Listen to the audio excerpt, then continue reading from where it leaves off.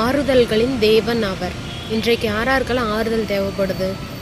நோய்வாய்ப்பட்டிருக்கிறவங்களுக்கு ஆறுதல் தேவைப்படும், மன கஷ்டம் உள்ளவர்களுக்கு ஆறுதல் தேவைப்படும், கடன் பிரச்சனையில் திக்கி என்ன பண்ண முடியுமோ என்ன பண்ணுவோமோ அப்படின்ட்டு கஷ்டத்தில் இருக்கிறவங்களுக்கு ஆறுதல் தேவைப்படும், ஒரு வியாதி வந்துட்டால் மறித்து விடுவோமோ அப்படிங்கிறவங்களுக்கு ஒரு ஆறுதல் தேவைப்படும், இத்தனை வருஷம் குழந்தையே இல்லை, இருதயத்தில் ஒரு வலி அப்படிங்கிறவங்களுக்கு ஆறுதல் தேவைப்படும். யாராவது ஆறுதல் சொன்னால் நல்லாயிருக்கும், இந்த மாதிரி பாக்கியம் உண்டாகும்னு சொன்னால் நல்லாயிருக்குங்கிற ஒரு ஆறுதல் தேவைப்படும். 2 கொரிந்தியர் 1வது அதிகாரம் 3வது வசனத்தில் சகல ஆறுதல்களின் தேவன்ட்டு எழுதியிருக்கு. அவரது உங்களுக்கு ஆறுதல் கொடுப்பார், அவர் உங்களுக்கு ஆறுதல் அளிக்க வல்லவராய் இருக்கிறார். உங்களுக்கு என்ன ஆறுதல் தேவை? எதை குறித்தாலும் பயம் அப்படிங்கிறவங்களுக்கு ஆறுதல் தேவைப்படும். பலவிதமான கஷ்டங்கள் துன்பங்கள் இருக்கும், அவங்களுக்கெல்லாம் ஆறுதல் தேவைப்படும். அவர் உங்களுக்கு ஆறுதல் அளிக்கிறவர்.